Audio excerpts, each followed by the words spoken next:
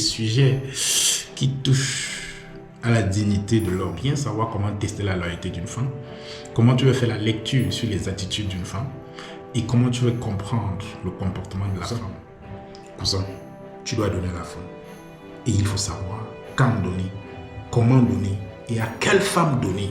Parce que si elle est loyale, donne-lui. Si elle te respecte, donne-lui. Si elle ne manque pas, donne-lui. Si elle n'est pas impolie, donne-lui. Mais si elle ne te respecte pas, pourquoi? Si elle te manque tous les jours, pourquoi? Pour ceux qui viennent de me découvrir, je m'appelle Alphonse Foucault.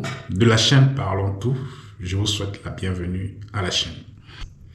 Prenez vraiment place parce que la conversation sera longue. Prenez la place parce que la conversation sera intéressante. Pour tous les cousins, pour tous les vrais hommes qui voudraient effectivement savoir comment lire les attitudes de la femme, comment comprendre notre conjoint et comment tester la loyauté d'une femme. Cette vidéo sera pour toi, cousin. Il est important de tester la loyauté de la femme chaque fois que tu peux. Chaque fois que tu as l'opportunité, il faut tester la loyauté de ta conjointe. Comment tester la loyauté de ta conjointe? Tu es en couple avec une femme. Tu as une conjointe, tu as une titulaire, tu as une femme que tu as épousée. Alors, une femme en couple ne doit pas surtout donner son numéro à un autre dragueur. Une femme qui se dit en couple avec un homme ne devrait pas donner son numéro de téléphone à un dragueur. Imagine un instant, tu es avec ta conjointe, tu es avec ta femme. Tu te précipites à prendre le téléphone de ta chérie en lui disant « Chérie, tu viens d'avoir un message. » Si elle panique, si elle a peur, si elle arrache subitement, si elle ne veut même pas que tu regardes son téléphone en ce moment, je crois que ça doit être déjà un signe qui montre que cette femme-là n'est pas loyale. Parce que si elle était, gentiment, elle pouvait même te demander « Qu'est-ce que le message dit, mon chéri ?» Si elle panique et elle arrache son téléphone, ça c'est un signe qui montre qu'elle n'est pas loyale. Elle te donne plus la place de l'homme dans la relation, elle te donne plus la place du chef, elle te donne plus la place du leader. Ça, ce sont des signes également qui montrent qu'il n'y a plus de loyauté. Elle n'est plus loyale. Elle n'est plus loyale. Déjà, ce sont des signes qu'il faut prendre avec attention parce que ça montre qu'elle n'est plus loyale. Elle veut démontrer l'égalité qui existe entre toi et elle. Pour moi, ça, c'est quelque chose qu'il faut... qu'il faut pas tolérer, il faut regarder avec attention. Ça peut être un grand signe de manque de loyauté. Une femme loyale doit se soumettre. Une femme loyale doit considérer que son homme, c'est son chef. Une femme loyale doit considérer que son homme, c'est la tête. Une femme loyale doit considérer que son homme est l'homme de la relation. Une femme qui ne considère pas que tu es le chef, une femme qui ne considère pas que tu es la tête de la relation, ça peut vraiment indiquer qu'elle n'est pas loyale. Cousin, si tu as de la chance de rencontrer une femme loyale, c'est que tu as tout eu. C'est que tu as tout entre tes mains. Une femme loyale, c'est une femme que tout le monde recherche. Je conseille encore vivement, si tu veux être heureux dans ta relation, si tu veux avoir une bonne relation, trouve-toi une femme loyale. Et si elle n'est pas loyale, abstiens-toi et cherche encore. Cousin, si tu n'es pas encore abonné à la chaîne, s'il te plaît, va t'abonner à la chaîne. Active la cloche de notification, comme ça, pour ne rien rater de nos programmes. En réalité, la femme, c'est un investissement. Du moment où vous avez une femme, sachez que c'est un investissement. Et en termes propres, aujourd'hui, on ne peut pas garder une femme en couple. On ne peut pas garder une femme en mariage. On ne peut pas garder une femme dans une relation si on ne peut pas investir en cette femme-là. Cousin, tu n'as pas la responsabilité sur une femme qui vit encore chez ses parents. Le jour qu'elle prendra son pied pour vivre avec toi en couple, ou alors pour t'épouser et être comme ta femme, tu peux considérer investir sur elle.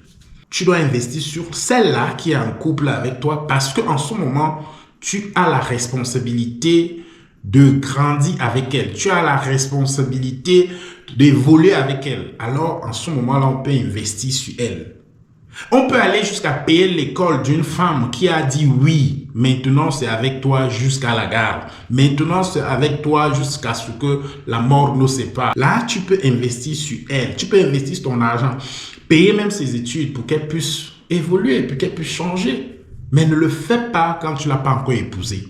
Ne le fais pas quand tu n'as même pas d'enfant avec elle. Mais tu te mets même dans les crédits. Tu te mets même à charbonner dur parce que tu vas acheter un téléphone, un iPhone à une femme qui n'est même pas encore sur ta charge, à une femme que tu n'as pas épousée, à une femme qui n'a pas ton enfant, à une femme qui vit encore chez ses parents. Tu te permets d'acheter ce genre de téléphone à elle. Tu te permets à payer, par exemple, la location, le loyer d'une femme que tu n'as pas épousée, le loyer d'une femme que tu n'as pas fait d'enfant avec elle, le loyer d'une femme qui, en fait, ne te donne aucune garantie que demain tu seras avec elle. Le loyer d'une femme que tu ne sais pas combien d'hommes elle a dans sa liste. On ne fait pas ça. On n'investit plus sur la femme de cette manière. On investit sur une femme qu'on a épousée. On investit sur une femme qui a accepté de partager sa vie avec toi. On investit sur une femme qui a accepté de partager sa vie avec toi pour le reste de sa vie. Hein? Ça se comprend? Donc, on investit sur une femme qu'on a épousée. On investit sur une femme qui a tes enfants. Oui. Ce que tu donnes à la femme, ce n'est jamais assez. Et elle te le dit. Oh ah. Non, mais cousin, je pense que si je donne mon argent à une femme, elle simplifie. Je lui demande de me remettre. Si elle me remet, je prends et je ne lui donne plus jamais. La femme loyale ne doit pas simplifier l'argent que tu lui donnes. Elle ne va jamais te dire que ce n'est pas assez. Mais elle va te convaincre pour te faire comprendre que l'argent que tu as donné là, ça risque n'est pas suffi pour telle chose. Et là, maintenant, tu pourras augmenter. Tu n'as plus rien à faire avec ton ex. Vous n'avez plus rien. Elle n'est pas à ta charge. Elle a déjà fait la connaissance d'un autre homme qui prend soin d'elle. Est-ce que tu devrais encore dépenser ton argent sur ton ex? Est-ce que ton ex a encore le droit sur ton argent? Non. Ton argent va aller chez celle qui mérite. Tu vas dépenser ton argent sur celle avec qui tu es maintenant. Celle-là qui te respecte. Celle-là qui connaît ta valeur. Celle-là qui te donne encore la place d'homme. Donc ta nouvelle copine, ta nouvelle femme, tu dépenses ton argent sur elle. Oublie tes ex. Mais si tu es le genre de cousin qui peut encore visiter l'ex et que l'ex te donne encore ton temps à toi, ou alors ton ex est devenu ton tisa, je ne sais pas, là tu peux dépenser.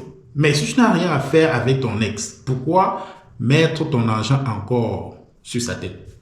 Même si vous avez des enfants, occupe-toi de ton enfant très bien, occupe-toi bien de ton enfant. Et ne donne pas l'argent à ton ex de s'occuper de ton enfant. Prends l'argent, tu vas faire les achats nécessaires pour l'enfant. Peut-être l'argent de poche, tu peux encore donner à la mère de donner à l'enfant si l'enfant est encore mineur. Mais si l'enfant n'est pas mineur, donne l'argent à l'enfant. Va payer toi-même les factures. Si tu ne peux pas aller, délègue quelqu'un d'aller payer les factures. Parce que nous connaissons comment les ex fonctionnent.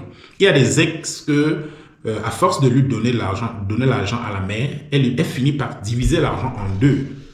Elle fait ces choses avec et après, l'enfant n'a même pas ce que tu avais prévu l'argent pour faire chez ton enfant. Donc, en fait, je conseille que toi-même, tu pas payer les factures, que toi-même, tu pas payer les nécessaires pour ton enfant ou alors tu délègues quelqu'un qui va aller payer cela. Ouais, cousin. Le mariage est devenu comme un business. Et je vais vous dire, il y a des femmes qui vont vous épouser. Il y a des femmes qui vont vous épouser. Ou alors, les femmes qui vont se mettre en couple avec vous uniquement parce que c'est du business pour elles.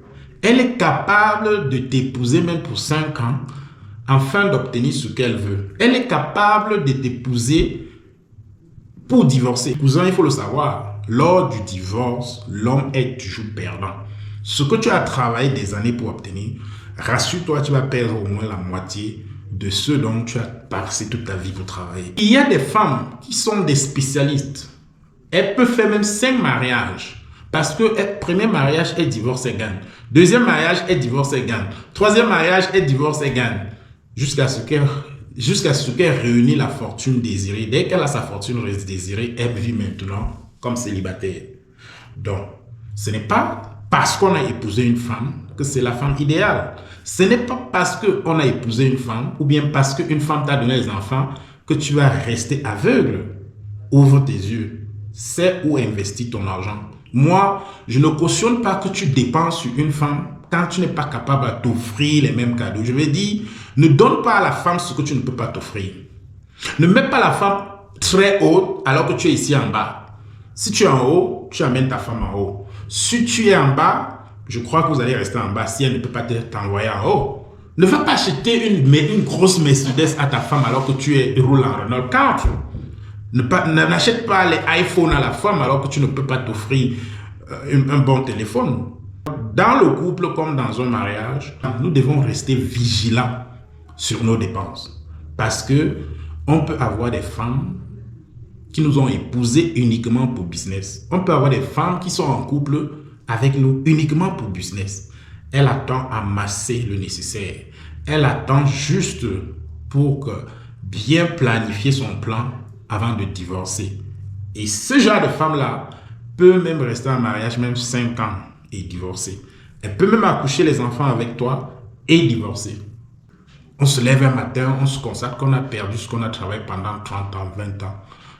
On se rend compte qu'on a perdu tout ce qu'on a travaillé pendant toute notre vie parce que le divorce est venu. Parce que le divorce est venu, nous connaissons ici, nous connaissons ceux qui ont divorcé pour gagner de l'argent. Des gens qui se sont mariés pour business. Ceux qui sont dans des pays étrangers en savent quelque chose. Nous connaissons des gens qui sont quittés de l'Afrique pour aller épouser des femmes juste pour leur fortune. Nous connaissons des gens qui ont fait des mariages. On fait même des enfants juste pour la fortune du conjoint. Donc, même si on est marié, on reste vigilant sur nos dépenses. Sur quoi et sur qui nous investissons. Quand vous allez investir, réfléchissez. Parce que même le mariage, c'est un piège. Ce n'est pas tous les mariages qui sont comme ça, mais je peux vous rassurer, il y en a plusieurs mariages parmi nous. Il y a des gens qui sont mariés parmi nous, qui sont en mariage, mais ils ne consomment pas le mariage. Ils sont dans un mariage, mais ils ne consomment pas le mariage. Ils sont juste hypocrites et ils savent. Ça ne va pas plaire à tout le monde, mais si ça ne te plaît pas, je parle quand même. Ce que je dis n'est pas un conseil absolu, mais ce sont des remarques. Et je crois que si on est averti de ce genre de remarques, ça peut nous aider. Ça peut nous aider dans le futur, ça peut nous aider même dans notre présent. Vous savez, en tant que cousin, nous parlons des choses vraies. Nous parlons des choses qu'on peut vérifier. Si tu as une femme qui te manque constamment, c'est une femme qui ne peut pas être loyale. Tu ne peux pas vivre avec cette femme-là pour longtemps parce qu'elle te manque. Même si c'est pour la chose la plus infime, même si c'est sur la chose la plus petite qu'elle t'a menti, elle ne doit pas te mentir. Ta conjointe, ta femme, ne doit pas te mentir. Et puisque la femme est là pour recevoir, elle va respecter les règles. Si une femme n'a pas peur de te perdre, elle ne peut pas être loyale. Si une femme ne comprend pas qu'elle va te donner la place du chef, elle ne peut pas être loyale. Si la femme là ne te respecte pas, tu penses que tu peux rester longtemps avec elle, cousin? C'est pas possible. Cousin, le comportement de la femme ne vient jamais de très loin. Le comportement de la femme est en partie ce qu'elle a pris de ses parents. Donc, quand tu côtoies une femme, quand tu courtises une femme, il faut déjà regarder qui est son père, qui est sa mère. Comment elle se comporte avec son papa, comment elle se comporte avec sa maman. Bref, comment elle se comporte avec ses parents. Je t'assure que si tu fais la lecture du comportement d'une femme vis-à-vis de ses parents, tu peux comprendre beaucoup de choses sur cette femme-là. Par exemple, une femme qui va manquer du respect à son papa a beaucoup de chances de manquer du respect à son conjoint. Une femme qui trouve facile de manquer du respect à ses parents trouvera également la même facilité de manquer du respect à son conjoint. Une femme qui trouve facile de manquer du respect à son père trouvera également facile de manquer du respect à son conjoint, à son époux, à son amant, à son homme. Donc, il faut aussi regarder quel genre de relation ta femme a envers son papa. Ça peut donner une très bonne lecture de quel genre de femme elle est. Non seulement elle reçoit de nos poches, elle reçoit de nos connaissances, elle reçoit de nos corps. Vous savez, tu sais bien que la femme reçoit de nous, par exemple, le spermatozoïde pour procréer. Si nous ne donnons pas le spermatozoïde chez la femme, qui devient plus tard un fœtus, elle ne pourra pas nous donner de l'enfant. Donc en réalité, nous n'avons pas grand-chose à gagner sur la femme. D'autant plus que même les enfants, nous les donnons du spermatozoïde afin qu'elle nous donne un enfant. Si tu avais une femme, sache que tu dois donner pour recevoir. Tu dois donner. Mais on ne donne pas comme des fous. On ne donne pas sans réfléchir.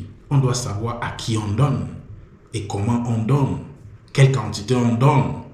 D'autant plus qu'à la base, pour rester avec une femme, il faut donner. Pour rester avec une femme, il faut donner. Si tu ne donnes pas, tu ne restes pas avec elle. La femme est importante et même indispensable dans notre vie. Pour rester avec la femme, il faut donner. Tu ne donnes pas, tu n'auras pas la chance d'avoir une femme qui va t'aimer.